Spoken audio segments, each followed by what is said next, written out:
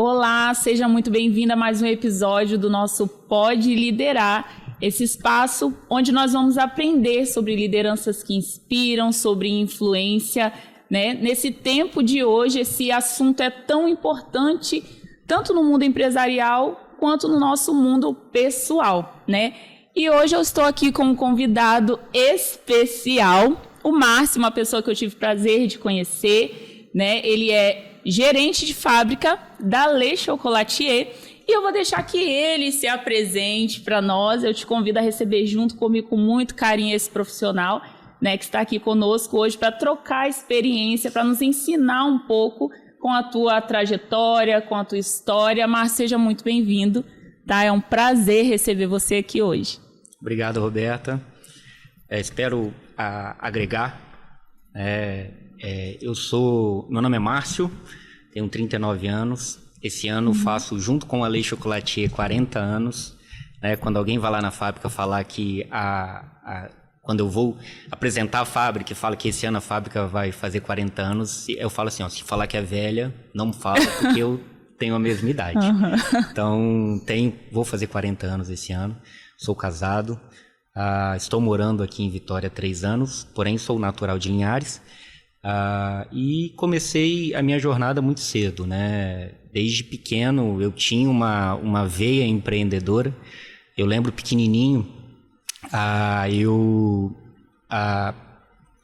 eu fazia na escola adesivos, né? Que antigamente não tinha essa facilidade das coisas. Então eu pegava as revistas do meu pai, da minha mãe, e recortava carrinhos, recortava coisas, fazia adesivos e vendia para os meus coleguinhas para ajudar ali no lanche da escola. Já estava no sangue, já estava. Então eu sempre tive essa veia empreendedora. E aí fui estudando, fui evoluindo em relação ao estudo. Quando chegou na parte da decisão do que fazer, né, na época do vestibular, eu tinha ali algumas engenharias a fazer. Eu sempre fui muito de matemática, muito mais de raciocínio lógico do que de leitura, né? Sempre me identifiquei mais. E aí tinha algumas engenharias a fazer, porém a minha família ela tem algumas empresas. E aí eu decidi voltar para a cidade. Isso no terceiro ano, eu estava morando aqui em Vitória também, com 16, 17 anos. E aí eu voltei para Linhares para trabalhar nas empresas, né? Eu brinco que minha mãe falou para mim que era para eu fazer medicina. Eu entendi oficina e fui trabalhar nas concessionárias do grupo. Entendeu do seu jeito? Entendeu do meu jeito. Foi muito bom. Foram 9 anos de aprendizado dentro de concessionárias da Chevrolet na época, e que me formaram, né, como pessoa. Comecei muito cedo, comecei lá com 17 anos, limpando peça, na época da casa de peça, depois fui vender acessórios. Então fiz toda uma jornada de crescimento dentro da concessionária, e chegou uma hora que eu estava sentindo que eu precisava realmente seguir com as minhas pernas e sentir e lembrar daquela veia de empreendedora que eu tinha. E aí eu comecei a pensar, a estudar do que fazer. Eu sempre gostei muito de cozinha, sempre gostei muito dessa química, né, da cozinha. E aí eu decidi que eu ia abrir uma pizzaria. Comecei a estudar, fui para São Paulo, fiz cursos. E eu já tinha me formado em administração, acabei não falando isso, né? Sou formado em administração, tenho uma pós-graduação na UFES em finanças. E aí eu fui para abrir a pizzaria. Abri a pizzaria, uma pizzaria na época em Linhares que, graças a Deus, deu muito certo. Ela ficou muito tempo aberta. Comigo ela ficou 2 anos.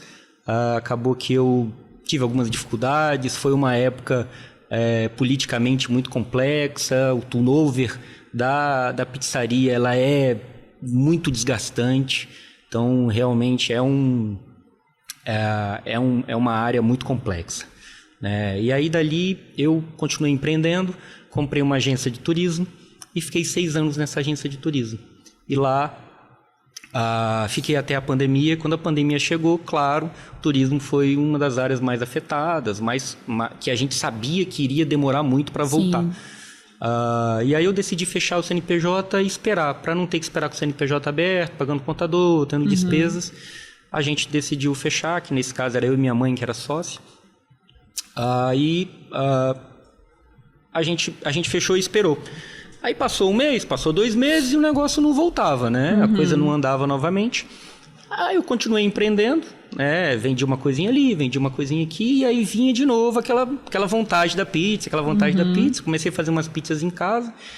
Só de passar tempo, o negócio foi crescendo. Chegou num ponto que eu já estava pagando minhas contas, ganhando mais do que eu ganhava na agência. E aí, só que chegou num ponto também que não dava para crescer muito. Né? O empreendedor começa a querer fazer conta de tudo. Sim. Né? Eu sou muito perfeccionista em relação à qualidade. E eu entendi que para eu crescer ia ser muito complexo. E eu comecei a dar oportunidade de, além de empreender, tentar empreender dentro de alguma empresa. Né? Que hoje eu falo que eu empreendo dentro da Le Chocolatier. Eu sou um dono, né? Eu tenho essa vontade, eu trabalho como se fosse.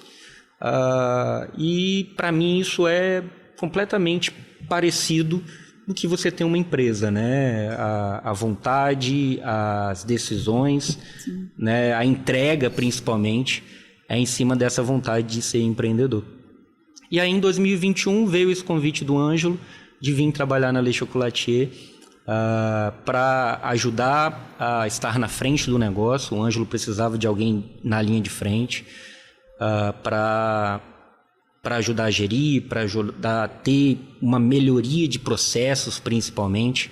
A fábrica ela estava necessitada de algumas melhorias, né? A gestão como um todo, ela era um pouco mais voltada para a parte de vendas, e aí precisava realmente com alguém com essa vontade de melhorias de processos na fábrica. E aí foi aí que eu vim devagarinho, vim conquistando, também comecei ali, né? Nos 2 primeiros meses eu fiquei lá embaixo no estoque para entender, para conhecer como é que era o chão de fábrica, quem eram as pessoas, para as pessoas me conhecerem antes de eu começar a dar os próximos passos para que eu conseguisse entrar junto do grupo sem ser inserido de uma forma forçada. Né? Eu acho que foi essa a estratégia que eu montei. Tá, agora vamos voltar lá atrás, porque você vem de um segmento de concessionária, vamos colocar assim.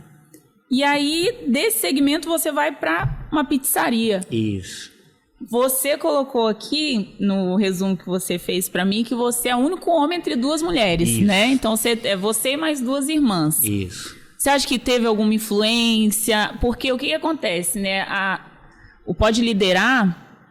O intuito é trazer essa questão de liderança como um todo. Sim. Porque a gente teve lá atrás alguém que nos inspirou a algo. Você, o único homem, no meio de 2 mulheres, né? Como que era essa questão sua, assim, com cozinha? Porque você há de convir que, nossa, mas ele saiu desse segmento para uma pizzaria. Sim. Será que esse cara gostava de cozinhar? Será que essas mulheres influenciavam muito ele nesse sentido? Então, assim, você tinha essa referência na sua família? Teve alguém na sua família que desde muito novo, ou desde criança, que você se inspirava de alguma forma, ou que você se deixava levar mais assim? Que sempre tem aquela... Não, ninguém? Nenhuma. Pelo contrário. Sério? Eu brinco lá em casa que eu aprendi a cozinhar para não passar fome. Sério? Porque em casa ninguém sabe. É raro, mas cozinhar. Acontece. A minha mãe sabe. Mas minha mãe sempre foi muito trabalhadora. É um grande exemplo que a gente tem lá em casa. E ela não tinha tempo. Então ela sabe cozinhar, ela gosta de cozinhar, mas sempre ficava na mão das secretárias, ou a gente mesmo tinha que se virar, né? Eu vim para Vitória muito cedo, com 15, 16 anos eu vim para cá. Mamãe sempre fazia as nossas comidas pré-prontas ali, mas a gente tinha que se virar, né? E aí que a gente começou a entender o que é mundo, né? E que a gente precisava fazer a comida pra gente comer, né? As coisas não vinham prontas, né? E aí, quando eu fui morar em Aracruz, já na segunda etapa da saída de casa, Aracruz eu era muito sozinho, né? Eu entrei ali num processo de solidão. Eu não vou falar depressão porque é complexo, mas é um processo ali de solidão. Eu era muito só, eu não tinha tantos amigos. E aí eu comecei a entender assim, cara, o que eu posso fazer? né? Eu vou começar a cozinhar para mim. Eu Sim. tinha que cozinhar mesmo. Sim. E Aracruz, precisava se alimentar, né? E Aracruz, a única coisa, na época, né, a única coisa que tinha para fazer era um supermercado que tinha lá. Era um grande supermercado. Eu ia para lá para passar o tempo. De vez em quando tinha uns tira-gosto, de vez em quando tinha uns negocinhos. Aí eu ia lá, passava um tempo, um negocinho de que você comprava em 15 minutos, eu ficava uma hora lá dentro. E aí eu comecei a cozinhar. Né? Eu brinco que... Brinco não, é muito verdade isso, que a minha primeira comida que eu fiz realmente foi um omelete de 9 ovos. Eu não sabia quantos ovos se colocavam no omelete. Gente, quase um pente de ovos no omelete. E aí eu fui colocando. Tem foto disso, é uma brincadeira lá na minha família isso. Eu não fazia ideia como cozinhar e eu aprendi realmente muito sozinho. Né? Tem gente que fala que vou abrir um restaurante porque a minha avó era quando era criança, nada disso. Né? Eu que tive essa vontade. Lá em casa quem cozinha até hoje sou eu. Então junta-se uma família, junta a família, já se sabe quem vai cozinhar é o Márcio. Então essa que foi a história realmente do começo da pizzaria. Eu gosto muito da cozinha, mas foi uma vontade que eu tive que aprender sozinho na necessidade de não passar fome mesmo. Ah, que bom. E é bom quando a gente toma essa consciência, né? Porque principalmente nessa geração de hoje, tem quem passe fome. Claro. Pra não ter que fazer nada. Claro. Né? Tem... É prático, né? Tem coisas que são práticas, é muito fácil. Eu vou se não tiver na mão, se não tiver pronto. E infelizmente essa mentalidade hoje dessa geração, ela tá abrangendo e ela tá alcançando todas as áreas da vida. Sim. Né? Dos jovens hoje. São pessoas assim totalmente desconectadas com o futuro. Sim. São pessoas que não têm muita ambição, não têm muita pretensão de nada. É o imediatismo da internet. Nossa, você a aperta ilusão... um clique te dá tudo. Exatamente. Né? Então, assim, a gente vê que tudo depende do quanto eu sou disposto. Sim. Né? Do quanto eu sou disposto. Olha que incrível. De uma necessidade, vamos colocar assim, Sim. Né? De preparar para você, de... Surgiu um negócio. Sim. Né? Surgiu um negócio ali. E aí você falou um pouco, é algo que enche meu coração, assim, voltando agora mais para esse lado empresarial. Você falou assim, eu sou dono, né? Sim. Referente ao seu sentimento com a Lei Chocolatier. A Lei Chocolatier, gente, nós temos uma parceria muito maneira. Eu conheci essa empresa que eu tenho muito carinho, muito respeito através da Pamela, né? É o poder da conexão. A conexão é poderosa, né? Eu conheci a Lei Chocolatier através da Pamela e hoje a gente faz alguns trabalhos juntos, né? Palestra, eu tenho um carinho muito grande por essa empresa. Inclusive, obrigado, tá? Pelas oportunidades. E o Márcio, né? Gerente de fábrica, ele colocou aqui no resumo que ele fez para mim que ele veio para ajudar nos processos da empresa, Sim. mais naquela parte estratégica. Você estava falando comigo ali, né? Que o financeiro, o lado ali da produção, tudo isso é você que supervisiona, Sim. é você que... Essa dor de dono, esse é meu, essa camisa eu vesti essa camisa, né? Qual é a consciência, Márcio, que o colaborador ele precisa ter, que o profissional ele precisa ter para ter essa postura, essa atitude? Qual é o olhar que a pessoa que está ali para somar com aquela empresa, também para ver aquela empresa somar na vida dele, né? Qual é a mentalidade que essa pessoa precisa ter? Porque às vezes a gente vê que tem pessoas que estão dentro de empresa e às vezes joga contra a empresa. Sim. Até pessoas no cargo alto, de supervisor, de líder, e joga contra a empresa. Qual é a mentalidade para ter essa dor de dono? Pensar maior do que você é. Nossa. Né? Eu acho que é muito difícil a gente olhar para o salário mínimo e entender que é pouco. Né? A gente olha para o número do salário e para mim isso machuca muito. Eu queria que todo mundo ganhasse muito bem lá na fábrica. Sim. A gente tenta, a gente conversa, a gente dá oportunidade, a gente dá caminho. Mas eu falo que esse salário ele tinha que ter outro nome. Esse salário ele tinha que ser chamado salário para quem faz o mínimo. Verdade. Então é muito verdade isso. E eu entendi muito isso a partir do momento que eu vi as pessoas fazendo o mínimo. fazendo exatamente e só o que deveria ser feito. Né? Isso é o mínimo. Se você faz menos do que isso, você não vai estar nessa empresa. Se você faz exatamente o que deve ser feito, é o mínimo, porque você está sendo pago para isso. A partir do momento que você amplia a sua mente, a partir do momento que você entende que eu posso, devo e mereço fazer mais do que me pedem, você começa a evoluir.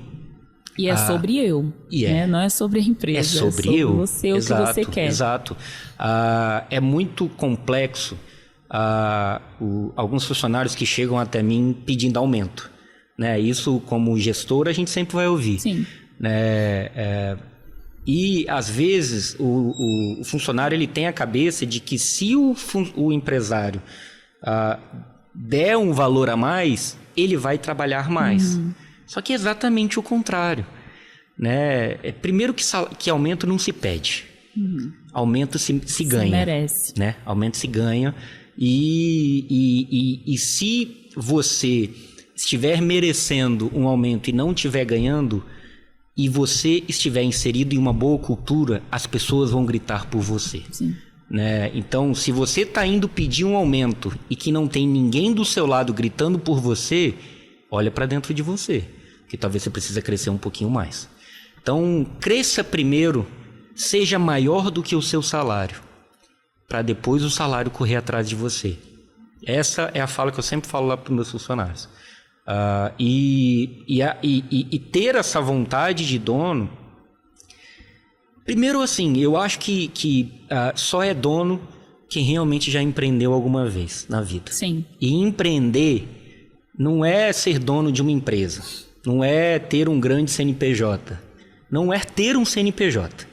Empreender é você ter algo que é da sua responsabilidade e todos os problemas você ter que resolver. Isso é a função do dono, né? Porque às vezes a gente está dentro de uma redoma, que é a nossa função. Todo mundo que é funcionário, eu sou assim, a gente não consegue enxergar o todo que é ser o dono, ser o empreendedor nesse caso, né? Maior, né? O diretor da empresa. A gente pensa sempre, a gente tem a responsabilidade sempre menor do que a dele. E a dele é sempre maior do que a nossa. E quem está embaixo sempre é menor, quem está embaixo sempre é menor. Então é muito difícil você entender realmente a cabeça de empreendedor, de dono, se você não empreendeu. Sim. Né? Mas para fazer isso, você não precisa ter um CNPJ, foi o que eu falei. Você pode começar a empreender dentro de casa, você pode começar a empreender nas atitudes de casa. Né? Empreender, na minha cabeça, é ser responsável de toda e qualquer possibilidade de problema que venha acontecer. Né? Então, assim, eu tô no meu setor, quebra uma peça, o que você tem que fazer? O que eu posso fazer para resolver? Como eu faço para resolver? Se eu chamar alguém para resolver, por que eu não olho para ver como é que conserta? Por que eu não estou do lado para tentar resolver? Isso é uma peça, isso é um processo, isso é uma decisão, isso é uma mudança de postura, isso é uma mudança de estrutura. É a pessoa estar ali do lado querendo aprender, querendo evoluir. Né? E a partir dessa virada de chave que a pessoa realmente vai conseguir pensar como dono. Né? Porque ser dono, ser empreendedor, é não ter medo e não virar as costas para o problema. Sim. E hoje a gente ouve falar muito nisso, né? Em empreendedorismo, muita gente quer empreender, sempre tem aquela pessoa que tem aquele desejo de investir em alguma coisa, né? De começar de alguma forma a empreender, mas eu falo assim com muita segurança que não é para qualquer um. Não. Empreender não é para qualquer um, justamente pelo que você acabou de falar. Você precisa ter um espírito resolutivo. Exatamente. Você precisa entender que você vai ter que se reinventar várias vezes. Não é qualquer um que tem essa disposição. Sim. Sabe, as pessoas, elas são muito desistentes hoje em dia. Sim. Né? Elas querem algo, elas até dão um passo, mas deu errado, tchau. Elas já ficam frustradas, já acham que fez errado, não é isso, vou tentar outra coisa. E não é isso, Sim. né? É como, eu comprei um automóvel, deu problema, eu vou jogar fora? Eu não vou, eu vou tentar consertar. E muitos negócios hoje quebram por isso, mesmo que já estejam posicionados. Em algum momento falta esse olhar resolutivo. E as pessoas, às vezes, também têm uma mentalidade muito fixa, né? Nossa, isso daqui, igual a gente vai falar um pouquinho agora, referente à questão da importância dos processos, né? Você falou que você chegou na Le Chocolatier para ajudar nessa questão dos processos, que é o norte. Sim. Uma empresa sem processo, meu Deus, ela vive apagando incêndio. Né? Então, as pessoas, elas precisam ter essa consciência. É um processo. Eu estou insistindo nisso aqui há tanto tempo, não está dando certo. Será que é isso? Deixa eu ver aqui, de repente, uma outra coisa. Porque, realmente, às vezes você vai empreender errado, você vai começar errado. Né? Então, tudo que você falou, você vai falando e eu vou, assim, confirmando aqui dentro. De fato, você só consegue estar dentro de uma empresa e ter essa dor de dono quando você já empreendeu de alguma forma, mas com o olhar correto. Sim. Com o olhar certo. Então, fala pra gente um pouquinho, Márcio, referente esses processos, né? A Le Chocolatier é uma empresa grande, uma empresa muito bem posicionada hoje no mercado, né? Inclusive, saudades do chocolate que eu comi a semana passada, da Le Chocolatier. Mas você falou que quando você chegou, você bateu de frente ali com um desalinhamento referente a esses processos, essa cultura forte, estabilizada. E aí, como que você se posicionou para solucionar isso? Realmente, quando a gente teve essa decisão de entrada e após uma análise do que realmente precisava melhorar dentro do contexto da fábrica, a gente entendeu que o que deveria ser dado como ênfase era a questão de melhoria de processo.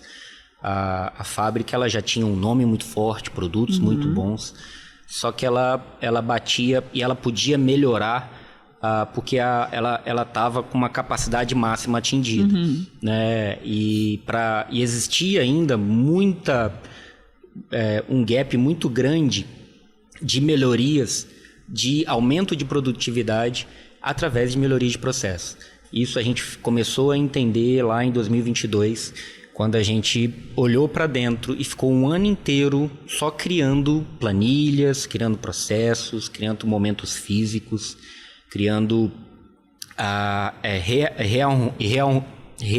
rearrumando, ajeitando as pessoas e equipes e setores para que a coisa andasse com mais fluidez, né?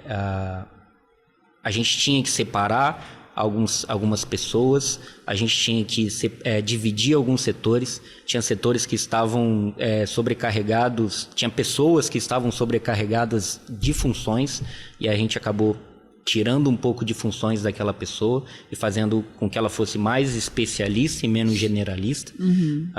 E isso fez com que a pessoa crescesse muito. Hoje ela é uma líder de um setor. Antes ela estava ali meio que a responsável de um setor e ela também tomava conta de um estoque. Então ela fazia duas coisas que eram muito divergentes e eram conflitantes porque uma era cliente da outra, né? Um setor era o cliente do outro, né? Então eu não posso e não vou conseguir ter uma eficiência se eu não tenho uma dupla conferência na hora do transporte entre dois setores, porque Sim. Um passa a ser fornecedor e o outro passa a ser cliente. E aí existia algumas rupturas de estoque, algumas rupturas de processos, porque essa pessoa acabava fazendo essas duas funções que eram conflitantes. E aí a gente começou a criar metodologias, começou a olhar para dentro e ver o que a gente poderia fazer para conseguir melhorar a produtividade sem mexer em aumentar quantidade muito grande de pessoas, só arranjando, né? Olhando para dentro do Lean Manufacturing, que é uma ferramenta muito importante, que é o método de produção da Toyota, né? É o toyotismo. Então é uma coisa que todo mundo de indústria hoje usa. É o melhor modelo, é o modelo mais eficaz, onde ele trata os desperdícios.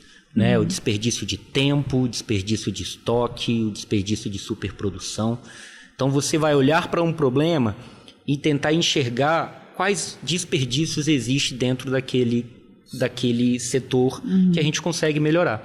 E aí existem métodos e existem ferramentas para que você consiga fazer com que a produção fique mais fluida. E esses processos, Márcio, eles são aplicados consistentemente, assim? Melhoria de processo. Sim. E melhoria de clima é igual vento, nunca para. Nunca para. Né? Então a gente tem que estar em constante melhorias. O que eu fiz há 2 anos atrás, às vezes já está ultrapassado. Sim. O que eu fiz há 2 anos atrás não é mais aquilo, já mudou no meio do caminho. Então ele é realmente uma melhoria contínua, né? Que é o Kaizen do Lean Manufacturing, né? Que é você olhar para dentro e todo dia você enxergar uma forma de fazer a mesma coisa com menos trabalho e mais produtividade. Esse é o grande desafio, que foi o que a gente começou a implementar 2 anos atrás e que a gente está nessa tentativa, nessa vontade dessa mudança de clima da empresa, porque a gente entende que dá para fazer a mesma coisa com menos tempo e mais produtividade. O funcionário trabalhando menos, tendo menos esforços, andando menos e tendo mais produtividade. Essa é a grande linha que o Lean Manufacturing traz para a gente. Entendi. E como que é o Márcio quanto liderança? Né? Como que você se posiciona? Né? Eu costumo falar assim que a liderança, ela às vezes é mais por comportamento do que por cargo. Sim. Né? Às vezes você vai estar numa posição de liderança, mas vai ter uma pessoa aqui com uma postura mais coerente com aquilo. E aí acaba que você perde naturalmente o teu posto para essa pessoa, né?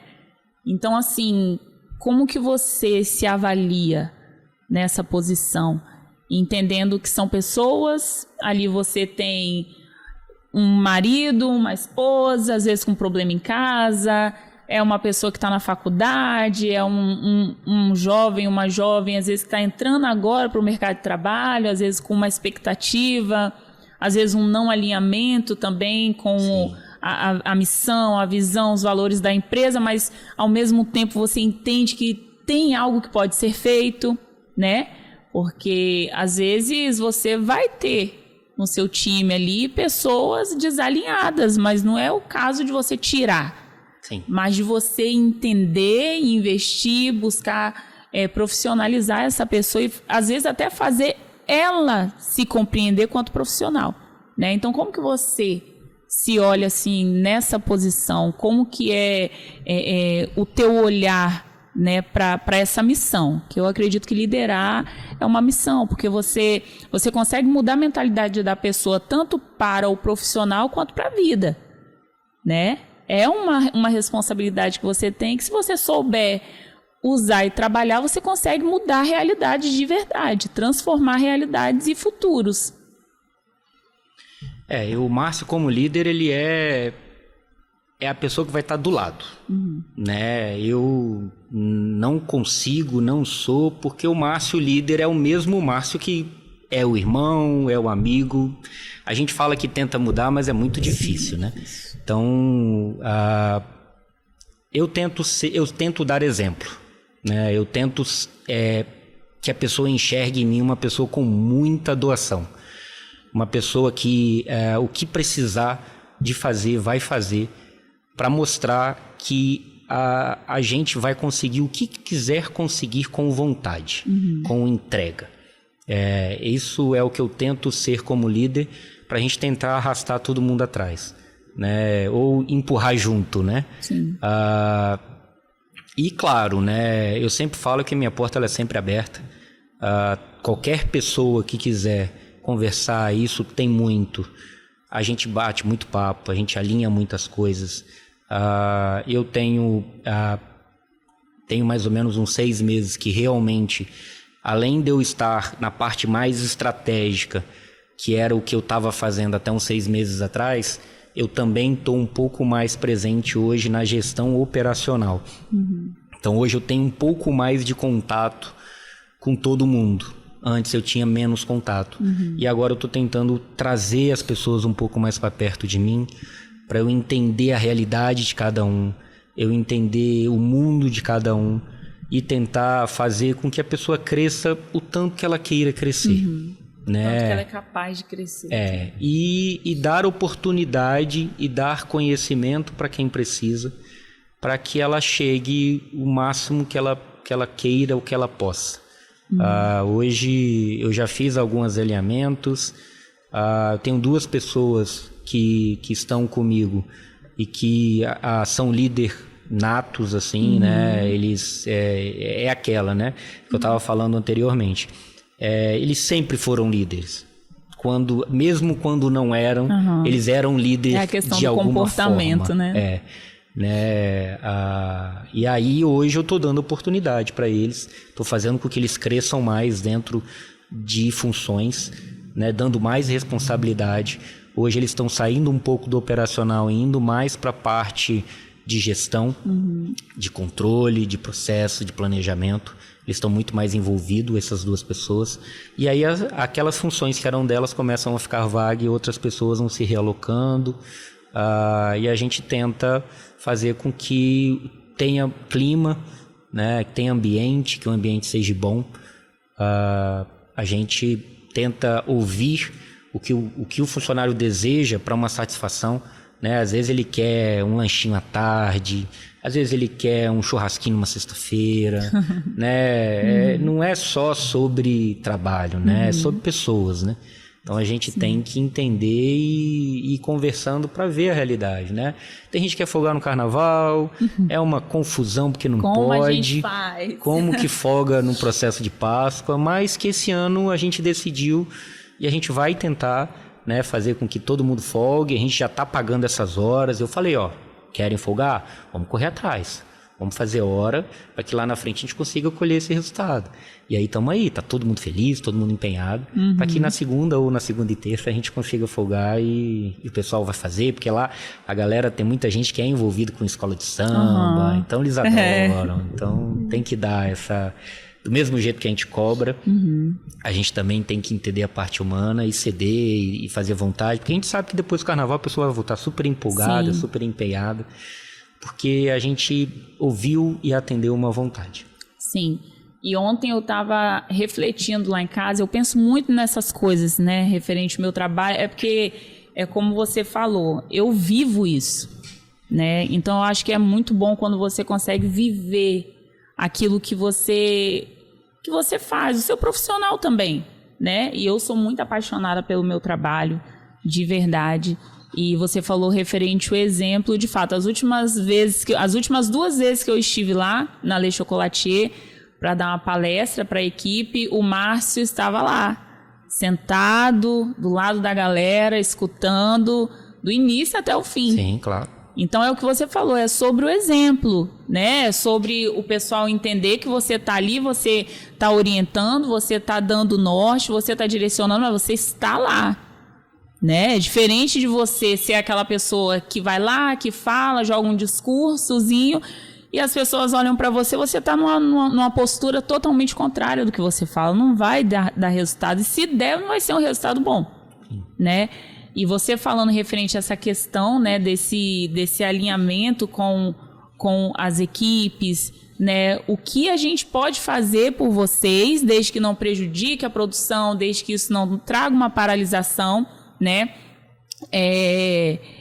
para poder ter esse ambiente, porque existem empresas que proporcionam ambientes e existem empresas que proporcionam um cenário ali, né? Lá. um cenário. Sim. Né? Existem empresas que são ambientes e existem empresas que são cenários. Porque empresa não é ONG, isso precisa estar muito claro. Tanto na cabeça do gestor, do supervisor, do líder, principalmente aquele líder, aquele gestor que quer se dar bem com todo mundo, que quer ser amado por todo mundo, né? Que não conflita ninguém, porque ele quer ser ali o queridinho. Essa gestão tende a não dar muito certo. E tem empresas que são ambientes, tem empresas que são cenários. Por quê? Porque, como você falou, a empresa ela vai proporcionar de fato, é uma realidade. Né? Nós não queremos pessoas sobrecarregadas, nós não queremos pessoas insatisfeitas, nós não queremos matar as pessoas de trabalhar, então a gente vai proporcionar um ambiente saudável, de conversa, de alinhamento. E tem empresas, às vezes, que manipula o colaborador quando ele está ali dentro, né? Faz ele ter essa impressão de que ele está em um bom lugar, de que o ambiente é muito bom, de que só que você entende que era um cenário quando você sai dali. Né? Então, a Le Chocolatier é ambiente ou é cenário? É ambiente. É ambiente, tenho certeza disso. As pessoas são muito amigas lá dentro, as pessoas se gostam de verdade. Tem conflitos. Tem que ter. Senão não é uma empresa. Ter. São pessoas, né? São pessoas que se divergem, né? Mas que as pessoas realmente, você vê um sorriso, você vê conversas legais, encontros fora da empresa, pessoas que moram próximas. Então, é isso que a gente tem que fazer, né? A gente tem que fazer com que seja interessante, porque as pessoas ficam mais tempo ali do que realmente em casa, né? Então, tem que entender isso. Né? E voltando um pouquinho sobre a parte de funções, eu acho que não falando de liderança, porque eu acho que liderança é muito mais comportamental, né? Falando realmente da função de você ser um gestor, de você ser um gerente. Eu acho que a principal função de uma pessoa que está na frente de uma equipe é dar oportunidade e dar ferramenta, principalmente, para que a pessoa faça a função dele da melhor forma possível. Então, eu tenho muito esse olhar. Eu chego num lugar que eu sou o maníaco das planilhas de Excel, né? Eu amo. Queria ser, mas não... Pois é, eu amo. E aí, eu gosto da gente conseguir ter esse controle, esse planejamento em cima de planilhas. Então, lá atrás, quando eu entrei, existiam algumas planilhas. Hoje existem umas 150 planilhas. Né? Eu fiz algumas. E aí, isso é muito importante, porque você consegue ter métrica das coisas, né? Você consegue olhar para trás e ver os números, olhar para frente e ver os números, olhar o dia de hoje e ver os números. Então, a empresa, a gente fala de produtividade, mas sem controle, sem processos e sem métricas, não vai conseguir não tem como. Melhorar a coisa. E aí a gente cria muita coisa, a gente senta, a gente conversa. Lá atrás, a gente tinha na Le Chocolatier, a gente tinha uma dificuldade de backlog, que a gente chama. Backlog é quando algum franqueado ou loja pede alguma coisa e não tem, falta, fica muito tempo sem ter, e a gente chama isso de backlog. E aí a gente começou a entender, começou a olhar para dentro e ver o que a gente poderia fazer para melhorar essa questão e fazer com que a gente diminuísse o máximo que a gente conseguisse em relação a essa ruptura, né, de pedidos. E a gente criou 2 cenários. O primeiro cenário é um cenário onde todos os produtos que vendem é um produto de giro rápido e que vende muito, né? E eles continuaram em um pedido semanal. E aí a gente conseguiu enxergar que existiam mais 3 categorias que a gente sempre tinha dificuldade de produção, que são produtos com baixa validade, baixa shelf life, que a gente fala, que tem uma complexidade na produção e que vendem pouco. Então, pouca validade, que vendem pouco e que são complexos em relação à sua produção. Esses produtos eram os que tinha maior backlog, que sempre faltava. Né? E aí, aonde a gente entendeu? A gente entendeu que a gente precisava ter um pedido puxado.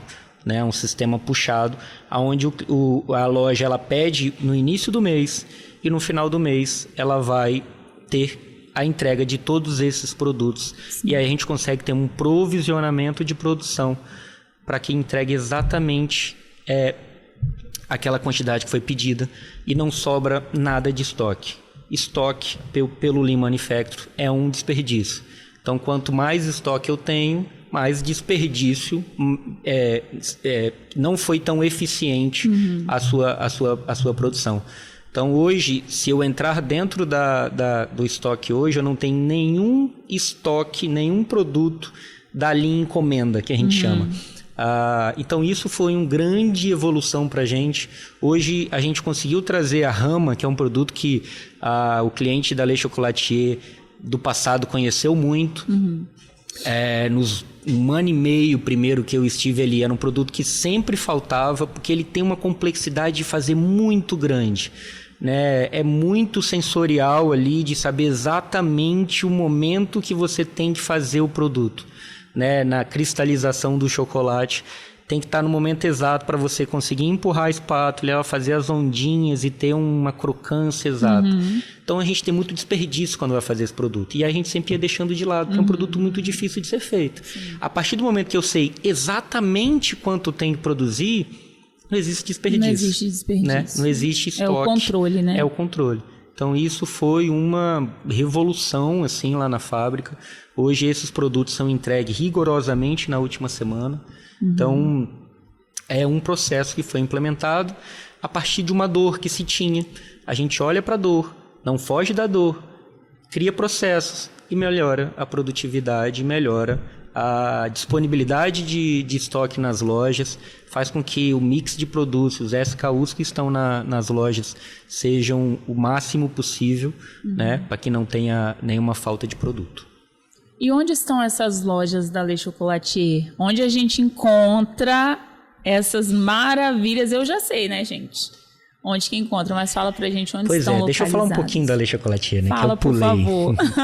Pois é, a Le Chocolatier é uma empresa capixaba, né? Esse ano ela faz 40 anos, como eu já falei. E hoje ela está situada em 8 pontos de venda credenciados, né? Lojas nossas. Shopping Vitória, Aeroporto, Centro da Praia, Praia da Costa, Praia do Canto, Shopping Vila Velha, Loja da Fábrica e em Belo Horizonte tem um quiosque que a gente tem lá no shopping. Esqueci. Depois você corta. Sim. Como é que é, gente? Fica até o Eu até BH. sabia. É o Boulevard. Mas fica só até o BH. E aí a gente vende produtos puro, fresco e sem conservantes. Esses são os nossos valores, né? Puro porque a gente não substitui matéria-prima, né? Não tem gordura hidrogenada, não tem soro de leite, não tem aditivo, não tem nada. Frescos é porque a gente entende que o chocolate é igual pão quentinho, né? O pão de hoje é muito mais gostoso que o pão de ontem. Chocolate é a mesma coisa, né? Então, quanto mais fresco você comer, mais gostoso ele é. Isso traz uma complexidade para mim como fábrica muito grande, porque eu tenho que ter um controle de estoque, um controle de planejamento de produção muito bem acirrado, muito bem certinho. E o terceiro valor, que é o sem conservantes. Então, a gente não coloca nenhum tipo de conservante e, consequentemente, faz com que o meu produto seja mais fresco do que os outros, porque ele tem a validade mais curta. Né? Então, o nosso maior validade hoje, ele tem 8 meses, são os produtos sem leite. E no mercado você consegue ter produto com 24 meses, né? Então, para você ver a diferença aí entre composição, entre as questões nutricionais que a Le Chocolatier traz para a gente em relação aos concorrentes. Entendi. Então, aqui a Le Chocolatier está no Shopping Vitória. Shopping Vitória, Aeroporto, Centro da Praia, Praia do Canto, Praia da Costa, Shopping Vila Velha, Loja da Fábrica e Shopping Boulevard em Belo Horizonte. Entenderam, né? Onde está o melhor chocolate, eu falo, gente, porque eu tenho propriedade para isso. Eu sou muito fã dos... E detalhe, eu não sou chegada a chocolate. Não sou. mas é de uma leveza, né? Que eu comi uma caixa sozinha. Enfim, vamos voltar aqui para a nossa conversa, Márcio. E falando um pouquinho de você, assim, né? No pessoal. Sim. A gente trabalha muito no nosso profissional. Nós somos apaixonados pelo que nós fazemos. Eu acho que se não tiver paixão, se não tiver mesmo, nossa, esse é o meu lugar, isso daqui é o que eu gosto de fazer, eu acho que nem compensa, né? Eu falei aqui no último podcast que parece que as pessoas já têm um padrão mental profissional, né? Onde elas entram numa empresa para enriquecer alguém, elas ficarem cada vez mais pobres. Às vezes é esse padrão que as pessoas têm, como você falou. Queira ser maior do que o teu salário.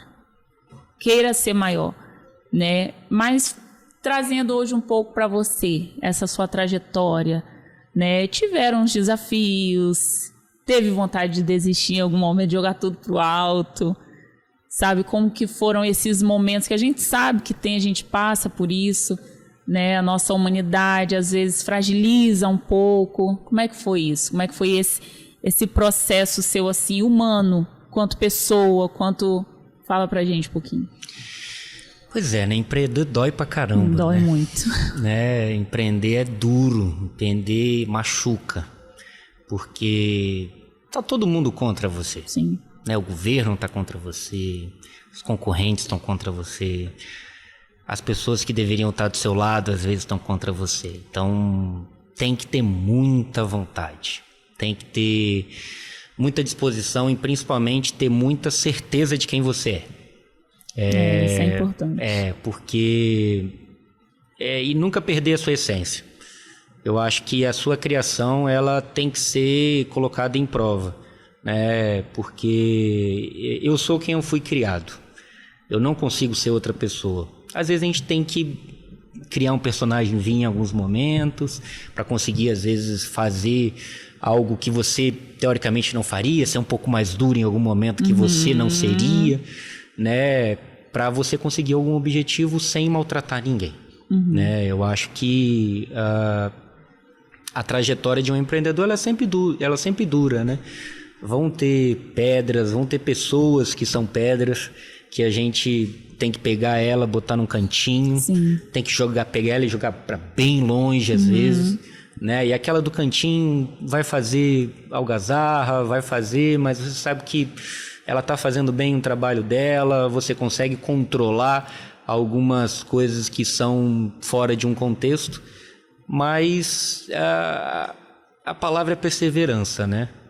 Eu acho que é isso que difere um empreendedor de outras classes, né? Porque a perseverança é tudo, assim.